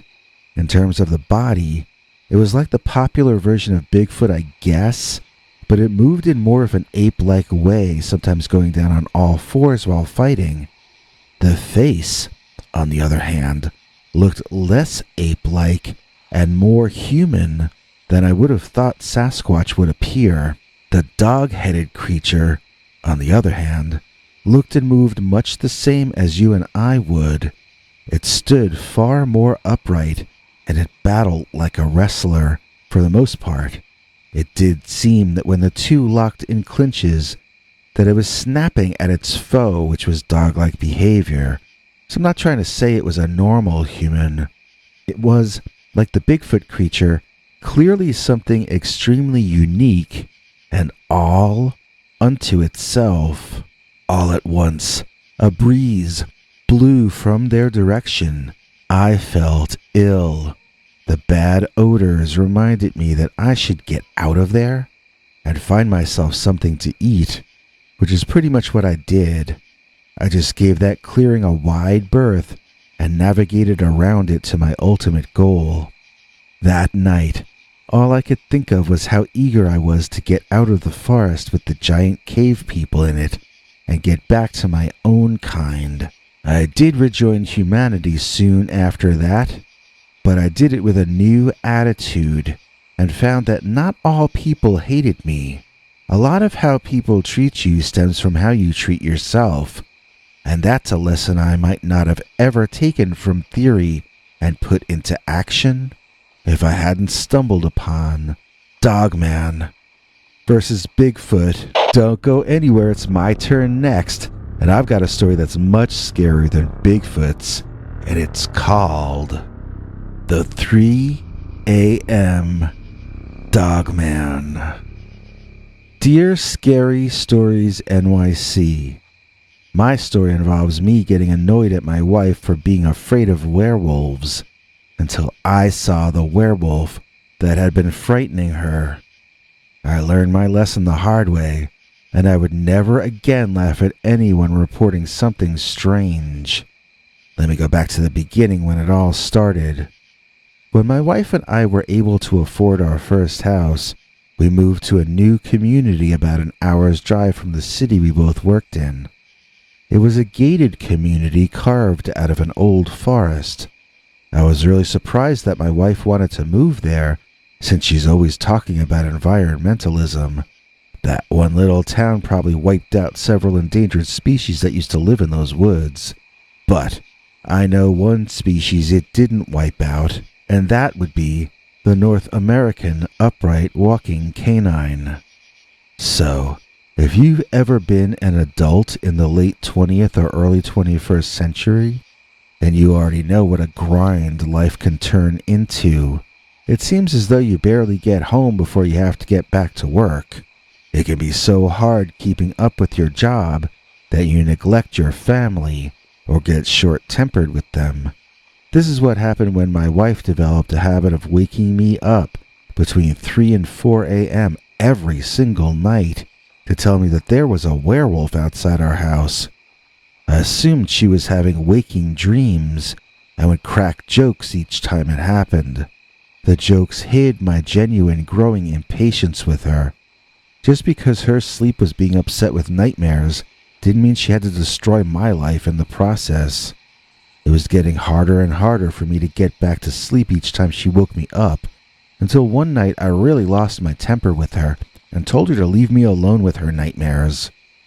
The next morning, I lectured her about the concept of hypnagogic and hypnopompic dreams. They're quite likely to happen around 3 a.m. because that's the middle of the sleep cycle for many people. It's just a nightmare that happens when we think we're awake, but we aren't fully. I spoke down to her as though she were a child, because in my mind, that's what she was behaving like. A fully grown adult, weeping about werewolves. The immaturity of it infuriated me. She obviously should know better, and I suggested she get a shrink if she needed to talk to someone about it, since I was completely out of patience with her babbling and gibbering. It was childish nonsense, and it was causing me to lose respect for her intelligence and maturity level. She seemed hurt, but she just let me rant and never brought up the subject of the Dogman to me again. Fast forward about 4.5 weeks, and one night I woke up needing to use the little boy's room. My alarm clock read 3:13, and I chuckled to myself, wondering, gee, do you think the Dogman is waiting for me outside? I was still annoyed at my wife about that over a month later. I was still overconfident that I had been right and that she had been behaving ridiculously. I laughed at her in my head, and I headed off to do my BI business. So, as I was in the bathroom in the middle of my stuff, I heard a noise outside the window. It was a kind of a shuffling sort of a noise, I guess. I turned and looked out that window, and what I saw caused me to miss my target. I was so surprised that I didn't even realize what I was doing. What I saw outside that window, looking in at me, was the most evil-looking thing I had ever seen. My first impression was that this was a devil. It had a face sort of like a man, but covered in fur, and with a snout similar to a dog or a wolf, rather than a human nose and mouth. The nose was leathery, too, like a dog's. It was the facial expression, exhibiting such nastiness and meanness, that made me feel that it couldn't have been a natural animal. No animal ever gets that angry. It's beyond their scope. This was something on the human level or higher in terms of evolution. It wasn't an animal. It was a higher being. Only this higher being had devoted its life to intolerance and anger and everything that's wrong with the world. I screamed and tried to run out of the room.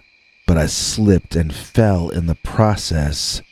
When I awoke, the sun had started to come up, and I had a sharp pain in the back of my neck from the weird way I'd been laying on the floor. I got up and got ready to go to work, and that was that. Except, now I had seen the Dogman too. Did that mean I was wrong to have lectured my wife? I decided the answer was no, and in fact, I gave myself my own lecture all over again. It was a hallucination. I wasn't really awake as I went to the bathroom that night, and I had seen something hairy and monstrous outside the window because my wife had put this idea of a werewolf in my head.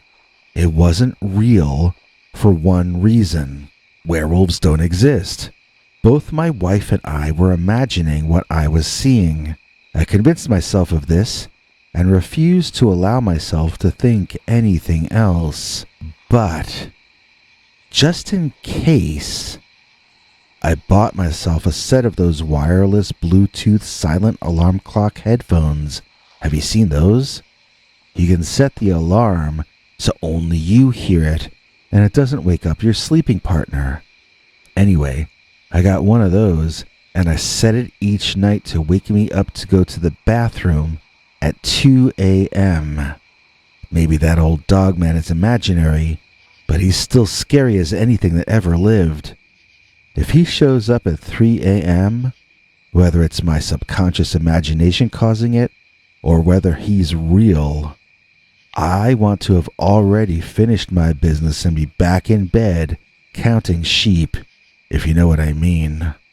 I'm absolutely sure, well, mostly sure, well, I guess I'm pretty sure at least, that Dogman and werewolves couldn't be real. But I'm not taking any chances at all of ever again encountering the 3 a.m. Dogman. That just sounds like some kind of sleep paralysis, you know. I've got a far scarier story that explains the horrible, frightening things that can happen to you after seeing a Dogman. And I call this story Dogman and Poltergeist Phenomena. Dear Scary Stories NYC, I have a story for you about seeing the Dogman, but it's also a story of the other things that happened after I saw him. Things that you don't always hear associated with Dogman sightings. I have no idea what those creatures are, or if they even are creatures in the sense we normally think of, but I know one thing. There's more to Dogman than meets the eye. I was driving home along a lonely highway that leads out near the small town I moved to when I finished college and got my job. I had been at the job 5 years when this happened, and I'm still there to this day, 12 years or so after this story took place. I guess it's the only real job I've ever had. Even though this path I was driving that night is the shortest way to travel between the 2 points, I never take that route at night any longer. Even during the days, sometimes I avoid it. It's illogical, since the chances of something like this happening twice in the same location would be almost zero, I would think. But I have a deep-seated fear of the location where I saw that thing. I wish I could tell you the exact location so you could use it for your video, but it was just a dark stretch of 2-lane blacktop with an orange line or two down the middle. It looked the same way that looks anywhere in the world. The highway has lights now, but back then, the only lighting was provided by my headlights and the moon.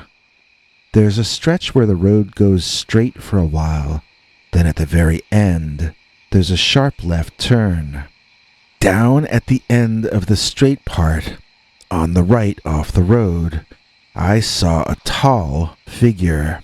It drew my attention immediately, and fear shot through me in a way that set off an alarm bell in my conscious mind. I ordered myself inside to calm down, that it was probably a hitchhiker, but There was something very wrong about that figure, and my subconscious mind was already way ahead of the rest of me on this one. As we drew nearer, my instincts told me to speed up, but my curiosity made me slow down. I wanted to know what that was which was scaring me so much. Even as I slowed the car, my eyes teared up and my hands began to shake. I thought it was a bear, and maybe it was one. If so, it had long broken legs that it somehow managed to keep on top of anyway. They bent 3 different ways, and I absolutely couldn't grasp what I was seeing. I would call them devil legs, I guess. It no longer in any way resembled a man to me. It just seemed like a monster. Whether that was some kind of a trick or a prank created by a deranged makeup effects genius, or whether that was something born from nature, its designer wanted it to be scary. The man, or dog, or bear had teeth that must have been 4 and 5 inches long.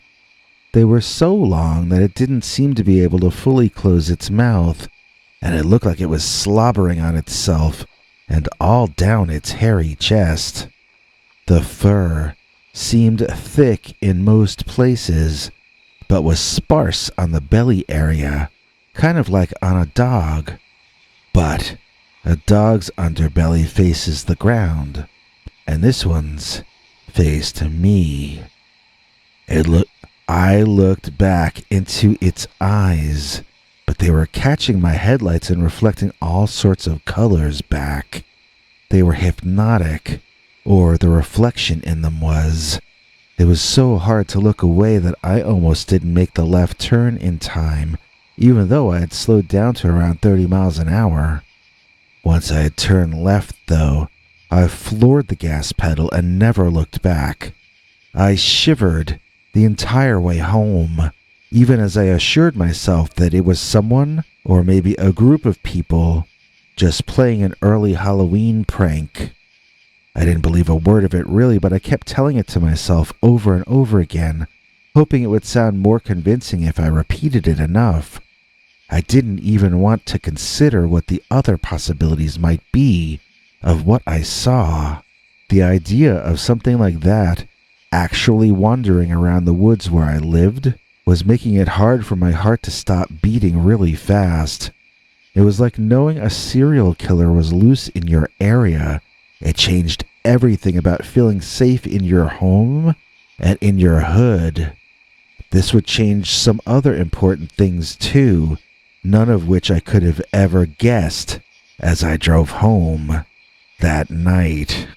As I reached my block, I was disturbed to see a long black limousine, one seemingly from the 70s or 80s, parked in front of my driveway entrance, blocking me from pulling into my garage.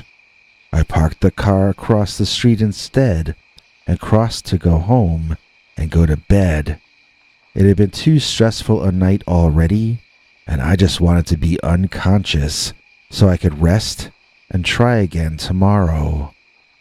As I studied the limo, I noticed no license plate in the front of it, and the windows were too dark to see inside, at least at night. I wondered if it were mafia or maybe government, but I had no idea. Maybe it belonged to a funeral home. I turned to walk past the passenger seat to enter my front gate when the door suddenly opened quickly and a gloved male hand rose out, grabbing me hard by my right wrist. I shouted at him to let me go, but he held me tighter and pulled me in as the man himself rose up out of the car. He had sunglasses on, I assumed to partially disguise his face, but he looked entirely unfamiliar to me. I didn't know who he was, but he looked serious, and he was very strong. I told him he was hurting me, and he said that was my own fault. I wanted to know what that meant, and he explained as though talking to a child that if I hadn't told everyone about seeing the Dogman, he wouldn't have to be visiting me like this. Now, when he said that, I did not connect the word Dogman with what I had seen back there along the side of the road, and I certainly hadn't had time to tell anyone about that. So to me, he was talking nonsense, and I got even more frightened, wondering if this man might be completely insane. I told him that I had never told anyone about a Dogman since I didn't know what a Dogman was. By this point, his partner, also wearing wraparound shades at night, had gotten out of the driver's seat and was standing on the other side of the car, observing us. He asked me how many people I had told about my sighting, and I asked him if he met the monster alongside the road. The passenger seat weirdo pulled my wrist tighter. He asked me why I was telling his partner about the Dogman after I knew already not to talk about the Dogman. These two men had to be insane. I gave up trying to reason with them and began screaming to my neighbors for help. The two men slithered back into their old but well-kept giant car and drove off quickly. I locked every door and window in my house that night, and still, it was hard to get to sleep at all. The next morning, I was late for work because I couldn't find my car keys where I usually leave them. I eventually found them in the refrigerator. I chalked it up to nerves and shock from the strange occurrences the night before, which I was still very shaken up about. I must have put my keys in the fridge because I was in a mental disarray, that's what I assumed. But more and more things started disappearing from their usual spots in the house, turning up in places I couldn't imagine putting them in. Then, one night, when my friend from school was in town visiting me, we both saw a ceramic salt shaker zoom through the air across the room, then stop mid-air and drop straight down, smashing itself all over the floor. I started hearing someone walking around my house at night, but I could never see anyone there. In time, it became multiple people stomping around. One night, I heard someone running up the stairs wearing heavy boots, banging on the wall as they ran down the hall to my room, bursting open my room door, and stomping quickly up to the side of my bed, where I screamed as loud as I could, expecting the worst. It was gone, though. That was the end of it. That time, at least. The haunting grew so bad that I moved to a different house in the neighborhood, and fortunately nothing followed me. I have never been contacted by the current tenant, so I don't know if anything else is going on there or not, but I hope for their sake that it isn't. At any rate, Dogman may be a lot more than it seems to be. At least, that's how I feel after dealing with Dogman and poltergeist phenomena. I don't know, Bigfoot, I find it hard to be scared of ghosts, but protection rackets? On the other hand, those scare me to death, and you should understand why after you hear my next story called The Dapper Dogman. Dear Scary Stories NYC, I have a very rare kind of story for you, an urban Dogman story. Or maybe it's really the story of an urban werewolf. This happened almost 50 years ago when I was still in high school. I was working at my father's store in a certain urban neighborhood I will not mention the name of. Since before I was born, my father had run this store, and since before I was born, he had been paying a percentage of his profits each month in what is called protection money. For those of you who don't know what that means, it's money you pay the bad guys not to destroy your business. In return, if you get robbed, in theory, your protectors will deal with the problem for you far more effectively than the local law enforcement would. I'm not even going to get into the law enforcement part of it. Let's just stick to the protection racket for the sake of this particular story. So, the 3 guys that I always saw coming over to collect the money for the gang were these 3 guys who would always wear these expensive-looking tailored European designer suits. They would essentially behave politely, but there was always this underscore of malice to everything they said or did. Even smiling politely, these guys felt threatening. My father would usually send me to the back when they came over. Other times, I would just go there before he asked and peeked out, watching the exchange. I hated seeing my father so frightened and so angry at the same time. He hated bending the knee to people like that, but if he didn't, he wouldn't have been able to raise me. I learned at a young age that life is not fair and requires great sacrifice. One day, in a month with slow business, my father found himself a little short on the protection money, so he went to the bank to get out the rest and left me in charge of the store. Of course, fate being what it is, that was the one day that the 3 dapper fellows showed up early. I nervously told them that my father was at the bank and would be back any minute, but they seemed to take his absence as a personal insult. The leader, the one with the unibrow, asked me where he was and if he was hiding in the back. I repeated that he was at the bank and he would be back very, very soon. For some reason, this seemed too hard to believe for the guy, and I found myself cornered with his arms leaning on the wall on either side of me and his cigarette breath blowing in my face. I thought that was the end for me, and I remember crying openly. The guy told me how stupid my father was to have left me there instead of taking me with him when he ran out on them.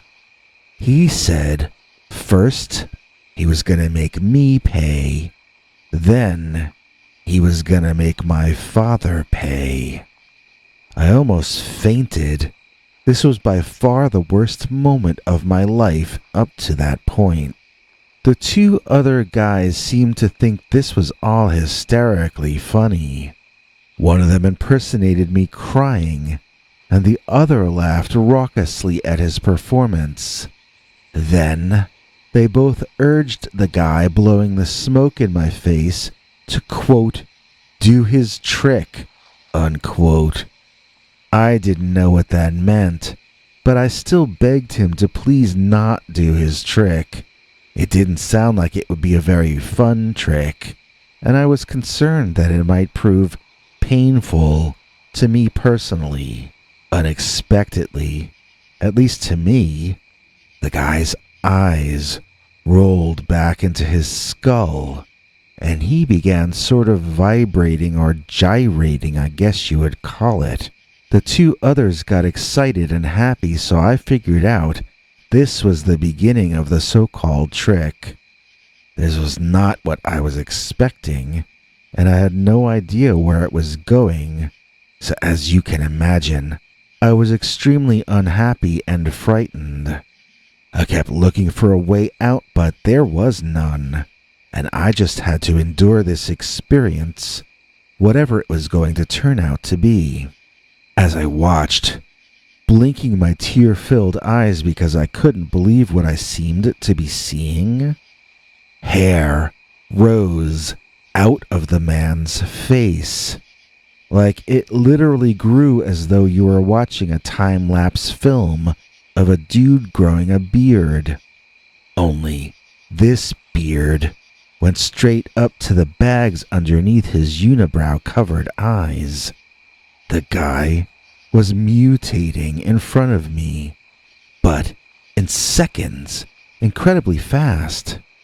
He was becoming a thing with ears on top, and the whites of his eyes went away, so that his eyes looked like those of an animal, not a human any longer. His teeth grew crazy long and nasty sharp looking, like something from a Halloween store. But I don't mean he put fake fangs in his mouth. I mean, his teeth grew to look like monster teeth. Soon, I was looking at this guy wearing a dark designer suit with light-colored pinstripes, a vest and a tie and the whole 9 yards. But now, he had this kind of dog-like hairy head. Really something more like a monster head than a dog. It had a long snout and dog-like ears on top of its head, and it was entirely covered in hair. But he was still wearing his fancy suit and still the same size as before. It wasn't like he hulked out, is my point. He didn't tear his clothes while transforming. He just grew hair and fangs, and his nose grew out into a dog-like snout. It was the most incredible thing I had ever seen, and I have to say, he stunned me into silence. I felt I would be gone soon, and that this monster man was about to do me in. But I was so utterly fascinated viewing this transformation that I just studied him in shocked amazement. My father burst into the store at that point and shouted at the men to leave his son alone. He somehow got between the werewolf man and me and shoved his money in the werewolf's face. Then, with no fear in his voice at all, he shouted at the men that they had no honor, to show up early and threaten his son when he had paid on time for decades was beneath the level of a worm, he told them. He mentioned some name I didn't recognize, but the 3 men clearly did. He told them that this man was a man of honor, and he knew they worked for him. How would a man of honor feel about his son being threatened while the money was not yet late? I watched as the werewolf transformed back, my father shouting at him the entire time. All 3 men actually apologized and suggested it would never happen again as long as this story was kept between all of us. One of them referred to the werewolf snarling in my face as a, quote, momentary indiscretion, unquote, and begged my father to put it behind him and leave it in the past. I essentially saw, on that day, my father sending a werewolf off with his tail between his legs. The bad people may have forced my father to give them too much of his money for too long a time, but they never were able to force him to give up his dignity and his love for his family. Not even in the snarling face of the dapper Dogman. I don't know if that was so scary. Imagine walking through the forest and accidentally coming across an actual Dogman sleeping. That's exactly what happens in my next story, which is called The Dreaming Dogman. Dear Scary Stories NYC, I have a Dogman story that happened to me personally. This was in the early 1990s, and I was living in Michigan at the time. I had heard of the Dogman from several of the friends I had made who grew up there, but I just kind of thought of it as a cute local legend. I hadn't even expected to see anything like it in real life, let alone catch one in a very intimate and personal moment. I was camping with a friend, and one day I wanted to hike while my friend wanted to rest. He was less athletic than I was, and had gotten quite sore in our hiking to the obscure location we ended up camping in. We were near a lake called Pickerel Lake, and I decided to wander through the forest, using my compass along the way so that I shouldn't get lost on the return trip. It was a beautiful and warm day, but not overly hot. I wanted to really experience nature, so I avoided all trails and pathways and just followed my compass direction only. I think I was walking due south so that I could just walk due north to return to my starting point. It's possible I walked due north or east or west, I don't remember because this was a long time ago. You get the point anyway. I was walking through underbrush and seeing things you'll never see if you stick to the beaten path. I was possibly walking in places and on land that maybe nobody had ever walked on before. That, to me, just by itself was exciting, and that by itself was the reason for this hike. I wanted a day where I wasn't playing it safe, and I wanted a day where something might happen to me that had never happened to any human being ever before. Sometimes you ought to be careful what you wish for. As I marched along, not a care in the world, and feeling elated with every breath in and out, I thought I heard a funny little sound. I grew quieter and listened. Then I was certain I was hearing what sounded like snoring. It really sounded like a fully grown man's snores, so I became as quiet as I could, and slowly, carefully, and silently made my way toward that snoring. As I got closer, I began to wonder if I might be hearing a sleeping bear. I got slower and more cautious moving forward. Whether a man or a bear, waking someone up suddenly who thinks they're alone can prove to be a dangerous or even deadly proposition. I half thought about heading away from the snoring, but curiosity demanded that I get closer to see if this was something dangerous or not. As I passed a large, thick oak tree trunk, I saw it. It would have been hard to miss. There, lying on a mat of pine needles on the soft forest floor, was a huge, hair-covered humanoid. I say humanoid, but I might also have called it an immense canine figure. Humans are nothing like canines, I hear you thinking. Obviously, I already know that. So why am I saying it could have been described as either a man or a dog? Because it's just true that it could have. It was curled in a ball like a fetal position, and it was lying on its side. It was sort of wheezing. It was gray, or its fur was. This was the middle of the day, and although the giant figure lay in the shade, it was still brightly illuminated and very easy to see. The chest rose and fell as it breathed in and out, and I froze in fear. This was not a bear. This was something that shouldn't be there.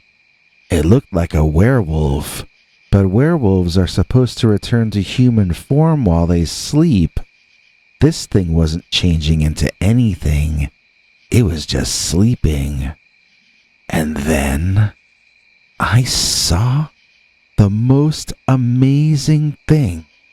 I saw it start to move its legs in its sleep, like it was running. I could hear the voice of my mother from when I was a kid ringing through my ears. Whenever she would see our dog Spotty doing the thing this Dogman was doing, she would say, "Look, he's chasing rabbits." And everybody would go, "Aw, how cute." I almost chuckled at the idea of this giant beast dog chasing rabbits. then realized this particular canine most likely chased larger game than rabbits. My mind started to wander to what kind of animals this beast might consider to be on its menu. Then, the thought popped into my head as it occurred to me that humans are animals too. As cute as it was watching his legs twitch as he dreamed about chasing something, that creature, even lying on the ground, seemed dangerous and far larger than I was as well. I decided it would be wisest to turn around and let my compass steer me back to our camp. I was starting to feel dizzy, as though I were experiencing dehydration, or as if I were going to pass out. I began to feel sick and pained all over. My body was unhappy to be living in this reality where this creature existed, and my body was going to hold its breath till it turned blue unless I started walking away from this thing as quickly as possible. I turned around, but in my shocked state, I wasn't watching where I was going, and I tripped, falling hard and loud on a pile of twigs and dried leaves. I was winded by the fall, so I couldn't immediately get back up. While I tried to, however, I heard the huge dog sleeping behind me, stirring. I had made too much noise. I had awakened the beast. I turned and, gasping for air and unable to move, watched as the Dogman stood up and up and up, towering over me, then continuing to stand further up. He was even larger while standing than he had appeared while sleeping. He was no longer doing cute things or making cute whimpering dog noises. Nope. This Dogman now bared his teeth at me and glared. He looked down at me, and I felt tiny. I was tiny. His eyes showed me that he was unhappy with my presence.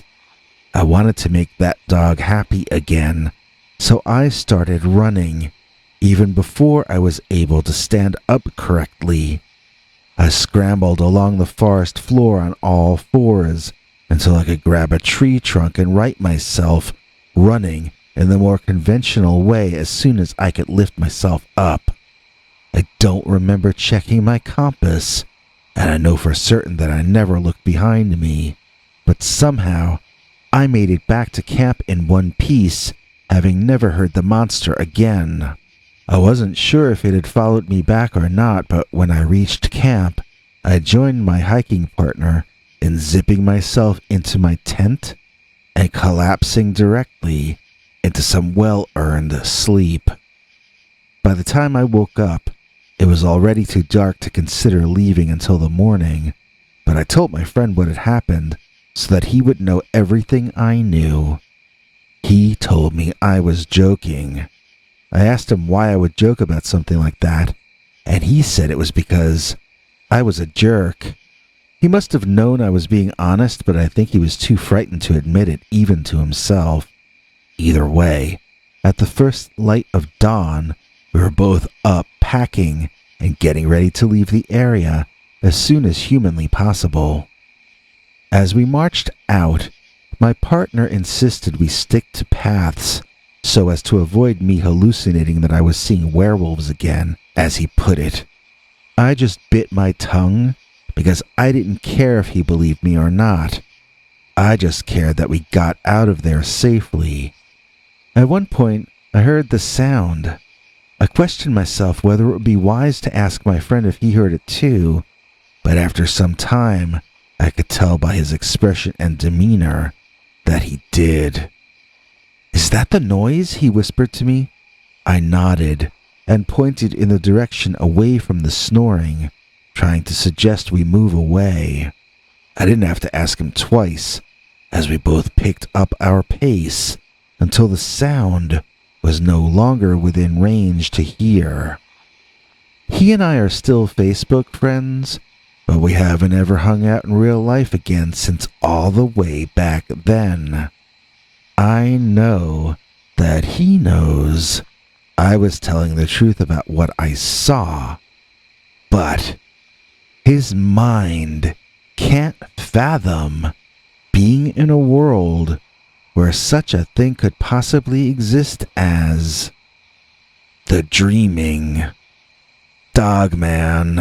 Okay, Bigfoot, I admit I'd be scared to trip over a monster, but I think the scariest thing about dogmen like me for the humans is probably the fact that we can hear everything they do from very far off. And that's because Dogman has superhuman hearing. Dear Scary Stories NYC, I have a story that's short and sweet and proves at least one fact about the Dogman. It definitely is a creature with hearing far better than humans have. When this story started, I was doing something I shouldn't have been doing. I don't want to get into it except to say that I don't do those kinds of things any longer. I was trying to avoid being caught doing what I had just done, and I was walking through a forest between two towns, hoping to find my way to a safe spot I knew without being detected. In other words, I was on the run and trying to avoid all human contact, lost deep in a forest in the night. I had succeeded in that. I hadn't seen a human all night long. In fact, I hadn't seen any kind of life out there that night other than plant life and trees. It dawned on me at one point that I wasn't hearing crickets either. I wasn't sure what that meant, but the night was so silent that every branch I stepped on sounded like I had cracked a mighty bough in half. Each step I took seemed to echo. The thought appeared in my head that if I were prey, I would be easy for a predator to follow. Then I heard a growling sound, and I understood that my observation had proved to be very, very accurate. There, standing in front of me, over 6 feet tall from its clawed dog-like feet to the tip of its tall, pointed, dog-like ears, was a monster. It looked like a very muscular man in a Halloween costume, but I could tell by its ears and eyes and the way it turned its lip up in disgust as it observed me that this was an actual living animal. I ran, and it ran after me. This lasted an hour, and I can't remember most of it, as I was in shock through the majority of the experience. How was I going to get away? How was I going to survive this? I felt in a state of panic, and I felt incapable of clear thought. Finally, I gave up and collapsed to the ground against a tree, just sitting there and breathing as quietly as I could. The creature would find me, and I had no energy to run any longer. I accepted my fate and cried as silently as I could. But the Dogman didn't come. I fell asleep while listening to the forest and awoke with a start sometime afterward to a stupid crashing sound. Rising up and peering around the tree I had fallen asleep leaning against, I saw that the Dogman was there and that he had stumbled on something. It would have been funny to see it if it were on television, but the creature was only maybe 50 feet away, and you're never gonna laugh while you're 50 feet away from a man-eater. I came up with what I thought would be a brilliant plan. Rather than just staying perfectly still and hoping that the creature would move on, I would trick it. That's right. Rather than just laying low and waiting for the danger to pass, I thought I would outwit the danger. I was so smart that I was stupid, as they say. I picked up a pebble silently off the ground at my feet.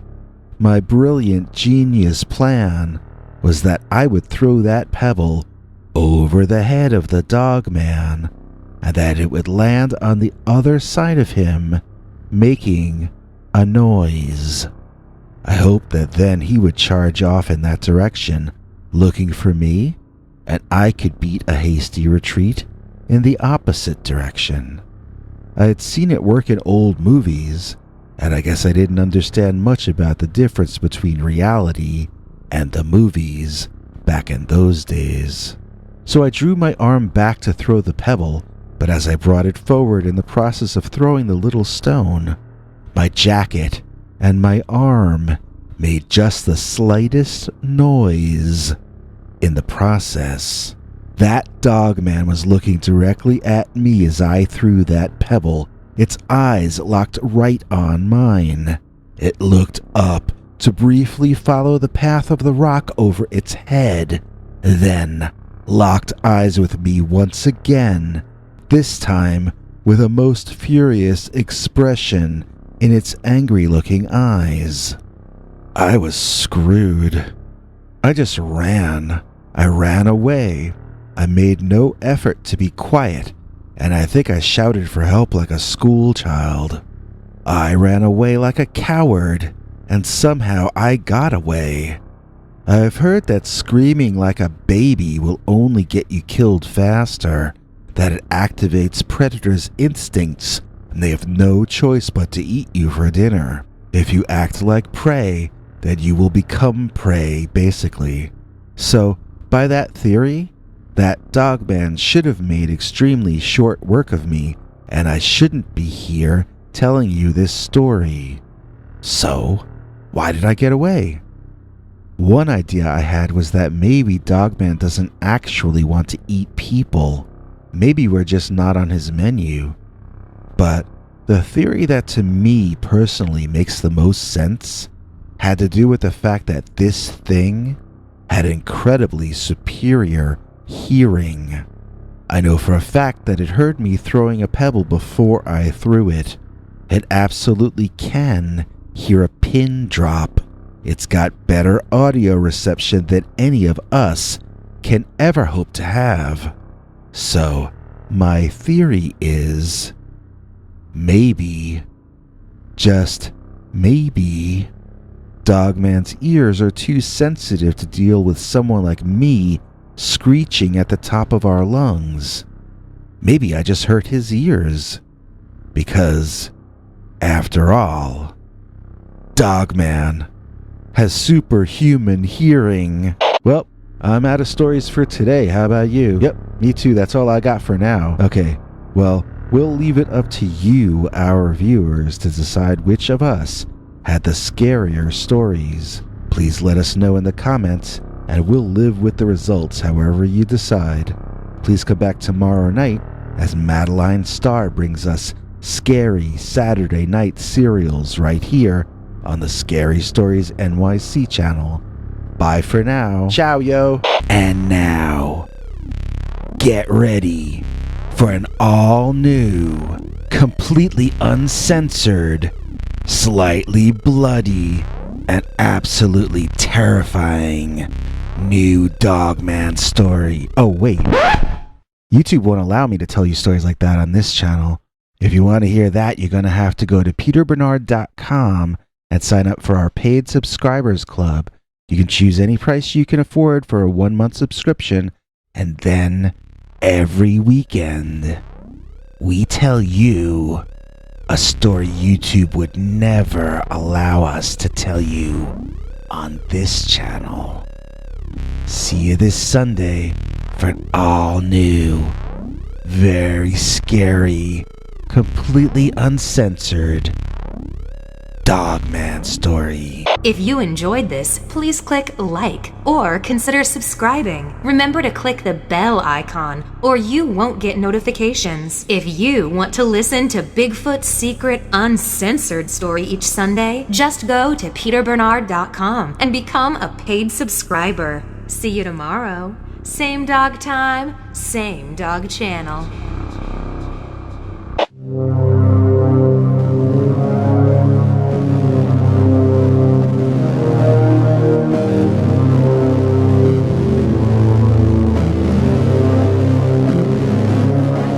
Come back for more scary stories.